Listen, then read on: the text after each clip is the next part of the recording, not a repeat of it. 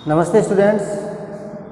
Class 10th class में social science में हमारा जो टॉपिक चल रहा था सड़क सुरक्षा और शिक्षा, तो उससे संबंधित अपन ने कल बीआरटी कॉरिडोर क्या होता है, कुछ महत्वपूर्ण यातायात के नियमों के बारे में हमने चर्चा की थी। आज उसी को आगे बढ़ाते हुए इस चैप्टर को आज कंप्लीट करते हुए हम कुछ ऐसे महत्वपूर्ण एक अधिकार के बारे में चर्चा करने जा रहे हैं जो हमारे लिए बहुत ही आवश्यक है और जो प्रत्येक व्यक्ति को हमारा भारतीय संविधान प्रदान करता है, और वो अधिकार है जीने का अधिकार। जीने का अधिकार हमें हमारा संविधान प्रदान करता है। अब हर व्यक्ति को जीने का अधिकार होता है, कोई किसी भी व्यक्ति की कोई दूसरा सामने वाला व्यक्ति उसका जीने के अधिकार को नहीं छीन सकता। हर व्यक्ति के पास ये अधिकार हमारा संविधान इसको प्रदान करता है। लेकिन फिर भी हम देखते हैं कि सड़क दुर्घटनाओं के माध्यम से किसी दूसरे की लापरवाही के कारण ये अधिकार जो है उनका लगातार उल्लंघन होता रहता है, और उल्लंघन होने के कारण बहुत सारे व्यक्ति जो है अपने जीने के अधिकार को खो देते हैं। तो इन्हीं चीज़ों को ध्यान में रखते हुए हम आज बात करेंगे जीने का अधिकार, हम इससे कैसे प्राप्त कर सकते हैं, कैसे इससे सुरक्षित रह सकते हैं, किस प्रकार से हम लोगों में इसके प्रति जागरूकता उत्पन्न कर सकते हैं। तो जीने का अधिकार से संबंधित अपन बात करते हैं। ये लोकतंत्र का एक बहुत ही महत्वपूर्ण मापदंड है। लोकतंत्र लोगों के द्वारा चुनी हुई सरकार द्वारा उनको जीने का अधिकार प्रदान करना, क्योंकि हमारा संविधान के अंतर्गत ये वर्णित है कि हर व्यक्ति को जीने का अधिकार है, हर व्यक्ति को बोलने की स्वतंत्रता है, आज़ादी है। तो इसके अंतर्गत भी हमें जीने का अधिकार, हर व्यक्ति को ये अधिकार मिला हुआ है। तो उसी को ध्यान में रखते हुए हम आगे बात करते हैं कि सबसे पहले तो हम क्या करते हैं, आज वर्तमान की अगर बात करें तो वर्तमान में सड़क दुर्घटनाओं से इस जीने के अधिकार का लगातार क्या होता जा रहा है, उल्लंघन होता जा रहा है। तो इसके ऊपर सरकार द्वारा सख्त नियमों का क्रियान्वयन किया जाए ताकि इस अधिकार को सुरक्षा प्रदान की जा सके। इस अधिकार की सुरक्षा के लिए सरकार को कुछ महत्वपूर्ण कदम उठाने होंगे, और उसके अंतर्गत क्या करना पड़ेगा, उनको एक ऐसे सख्त नियमों बनाने पड़ेंगे जिससे लोगों में क्या है, इसके प्रति यातायात नियमों के प्रति सचेत रहने का भाव उत्पन्न हो। नेक्स्ट अपन बात करें, अपन अपने आने वाली जो भावी पीढ़ी है, उस भावी पीढ़ी को इस अधिकार के बारे में और यातायात नियमों के बारे में क्या है, पूर्ण रूप से जानकारी प्रदान करें। हम अपने आने वाली पीढ़ी का मतलब होता है जो भावी, जो आने वाले जो बच्चे, जैसे आप हमारे द्वारा आपको कुछ ज्ञानवर्धक बातें बताई जाती है, उसी प्रकार आप भी क्या करोगे, आपके बाद आने वाली पीढ़ी को यातायात नियमों से संबंधित सचेत रहने के लिए कहोगे, और उनको कहोगे कि हमारे जीने का अधिकार है, इसका किसी भी प्रकार से हनन नहीं होना चाहिए। इसका हम, और न तो हम किसी के अधिकारों का उल्लंघन करेंगे और न हम हमारे अधिकार का किसी को उल्लंघन करने देंगे। तो इसके लिए हर व्यक्ति को क्या करना पड़ेगा, सचेत रहना पड़ेगा। हर व्यक्ति को यातायात के नियमों के अनुरूप ही अपने वाहनों को संचालित या चलाना पड़ेगा। तीसरा अपन बात करें कि इस अधिकार के अंतर्गत कुछ सड़क सुरक्षा से संबंधित हम कुछ महत्वपूर्ण प्रयास करके इस अधिकार को सुरक्षित रख सकते हैं। तो उसमें पहला है कि सबसे पहले अपन देखते हैं वाहन चलाते समय मोबाइल फ़ोन, तेज़ स्वर में जो संगीत गाने बजते हैं वो, उसके बाद कार में बच्चे, हम कई बार बच्चों को बिठाते हैं तो बच्चे कार में शोर करते हैं। इससे क्या होता है, जो चालक होता है उस चालक का जो माइंड होता है वो अस्थिर हो जाता है, और कई बार वो सामने आते हुए वाहन को भी नहीं देख पाता, और उसके कारण कई बार दुर्घटनाएं घटित हो जाती है। तो इन चीज़ों का विशेषकर ध्यान रखें कि जब वाहन चलाते वक्त किसी भी प्रकार का संगीत जो है वो तीव्र आवाज़ में नहीं चलाना चाहिए। किसी भी प्रकार के मोबाइल फ़ोन पर वाहन चलाते वक्त बात नहीं करनी चाहिए, और साथ साथ अगर गाड़ी के अंदर हमारे बच्चे बैठे होते हैं तो उन बच्चों को ज़्यादा शोर शराबे के लिए साइलेंट रखें, ताकि जो चालक है वो चालक शांति के साथ अपने मार्ग को आगे की ओर ले जा सके, हमें निर्धारित स्थान तक, निर्धारित गंतव्य तक पहुंचा सके। तो इसमें हमें विशेष ध्यान रखना है कि वाहन चलाते वक्त मोबाइल का प्रयोग नहीं करना है, ऊंची आवाज़ में स्वर संगीत नहीं सुनना है, ऊंची आवाज़ में संगीत का सुनना, और साथ ही साथ ज़्यादा शोर शराबा करना, ये भी क्या है, गलत माना गया है। चालक द्वारा कई बार अपन देखते हैं कि जो चालक होते हैं वो चालक क्या करते हैं, कई बार नशे में वाहन चलाते हैं।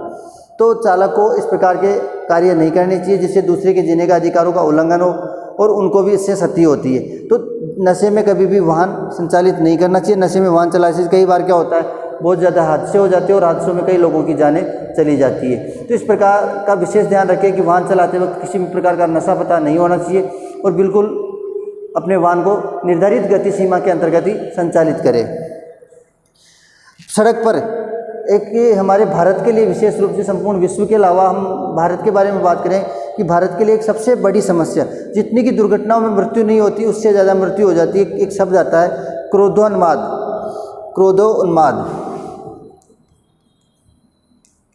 क्रोधोन्माद ये जो शब्द है, क्रोध का आवेश जो होता है, जैसे अपन कई बार क्या होता है, क्रोधोन्माद के कारण हमारे भारत के अंतर्गत विश्व में केवल भारत में ये समस्या सबसे ज़्यादा देखने को, सबसे तीव्र गति से सबसे ज़्यादा हादसों के लिए जिम्मेदार मानी जाती है। क्रोधो उन्माद यानी गुस्सा आना, ये जो गुस्सा है ये सबसे ज़्यादा दुर्घटनाओं को जन्म देता है। अभी किस प्रकार से देता है, जैसे अपन अपना वाहन लेकर के हम निर्धारित अपने रास्ते जा रहे हैं और गलती से किसी व्यक्ति की गाड़ी हमारी गाड़ी से टच हो जाती है।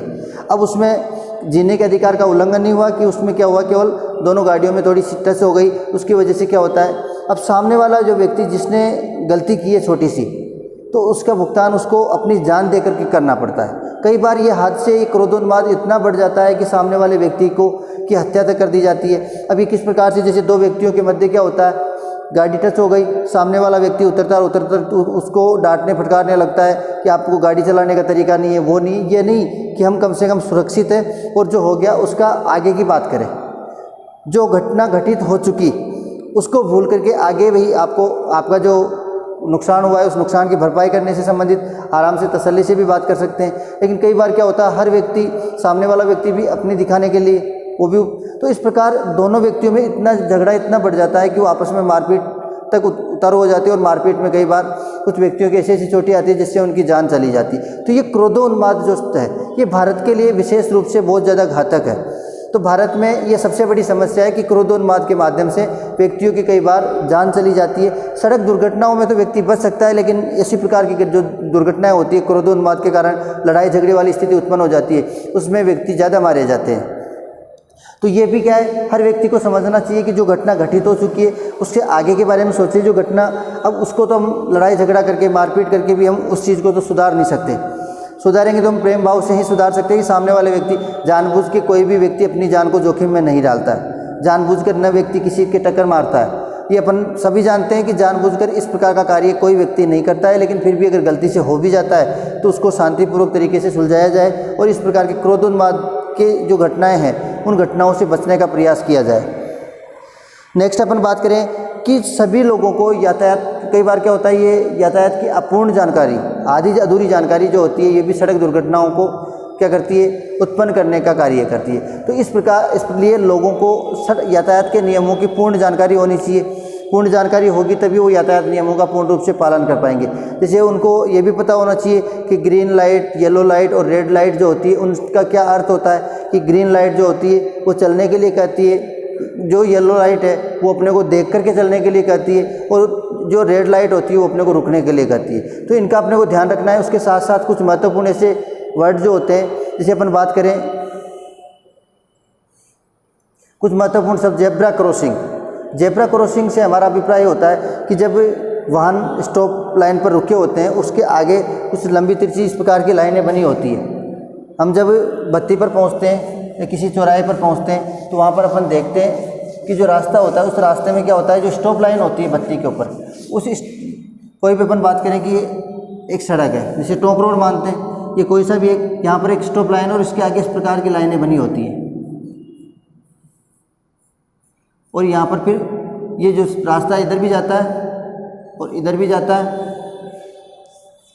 तो ये जो स्टॉप लाइन है इसको अपन बोलते हैं जेब्रा क्रॉसिंग। इस जेब्रा क्रॉसिंग, अब सारे वाहनों को इस निर्धारित स्थान पर स्टॉप लाइन पर ही रुकने को कहा जाता है। ये क्यों कहा जाता है? क्योंकि इस क्षेत्र से तो क्या होता है, जैसे ये वाली स्टॉप लाइन है तो इधर से और ये वाला जो रास्ता है ये संचालित होता है, ये संचालित है। तो इस दौरान व्यक्ति, अगर मान लो इधर वाले व्यक्ति को अगर रोड क्रॉस करनी है तो इस जेब्रा क्रॉसिंग को पार करके, इस जेब्रा क्रॉसिंग के माध्यम से वो अपना निर्धारित स्थान या रोड क्रॉस करके वो दूसरे स्थान पर पहुंच सकता है। तो जेब्रा क्रॉसिंग जो है ये पैदल यात्रियों के लिए सुविधाजनक होती है, जिसके माध्यम से व्यक्ति रोड को पार कर लेता है। दूसरा होता है यू टर्न। यू टर्न जो होता है वो निर्धारित स्थान, जैसे अपन इधर से जा रहे हैं तो अपने को ये यू टर्न ये होता है, ये नहीं अपन साहब जो मर्जी आए उधर से यू टर्न मार रहे हैं, ऐसा नहीं होना चाहिए। यू टर्न जो होता है, यू टर्न का मतलब होता है वापस जिस रास्ते से हम, जिस दिशा में हम जा रहे हैं उसी दिशा में हमें वापस पलट करके वापस घूमना, वो यू टर्न की स्थिति में आता है। तो इसका भी विशेष ध्यान रखें। इस प्रकार के जो नियम होते हैं उन नियमों का विशेष रूप से पालन करते रहें। एक बार कई बार लिखा होता है बस लेन, इसका मतलब होता है कि जो बसें, जो बड़े भारी वाहन जो होते हैं उन भारी वाहनों के लिए एक निर्धारित जो लाइन होती है, निर्धारित जो वे होता है, उसी वे के अंदर वो अपने वाहनों को संचालित करें ताकि हादसे होने का डर नहीं हो।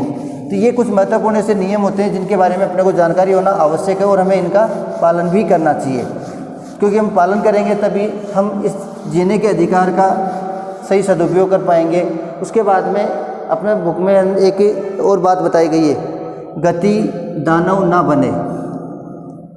गति दानव ना बने। दानव का अर्थ क्या होता है? राक्षस। और राक्षस की प्रवृत्ति अपन जानते हैं, राक्षस क्या करता है? सामने वाले व्यक्ति के ऊपर झपटा मारता है। तो गति जो होती है, यानी जो गति की सीमाएं, वो हमारे लिए राक्षस नहीं हो, हमारे दानव ना बने। इसके लिए हमें क्या करना चाहिए? धीरे चले, आप धीरे चलो उसके लिए, ताकि राक्षस जो है वो उत्पन्न ना हो, और धीरे चले। और अगर धीरे नहीं चलोगे तो उसका एक वर्ड और दिया हुआ है, अन्यथा अग्नि में समा जाओगे। अग्नि में समा जाओगे।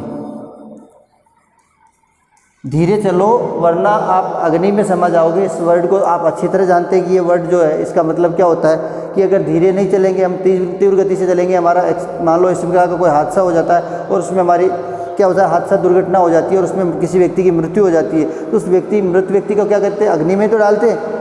तो यहाँ पर उस शब्द का मतलब ये होता है कि धीरे चले अन्यथा आप अग्नि में समा जाओगे। तो इस प्रकार के कुछ जो लोगों को जागरूक करने के लिए इस प्रकार के कुछ वर्ड यूज लिए जाते हैं। तो इस प्रकार की अपने को किसी भी प्रकार के हमें यातायात नियमों का उल्लंघन नहीं करना है। यातायात नियमों को ध्यान में रखते हुए हमें गाड़ियाँ संचालित करनी, चाहे 2 व्हीलर हो, चाहे 4 व्हीलर हो, चाहे पैदल चल रहे हो, सभी में हमें विशेष रूप से अपना जीने का अधिकार जो है उसको सुरक्षित रखना है और न दूसरे के जीने का अधिकार का उल्लंघन करना है। धन्यवाद। तो ये हमारा टॉपिक कंप्लीट होता है। उसके बाद में ठोस कचरा प्रबंधन वाला जो टॉपिक है वो स्टार्ट करेंगे नेक्स्ट, ठोस कचरा प्रबंधन।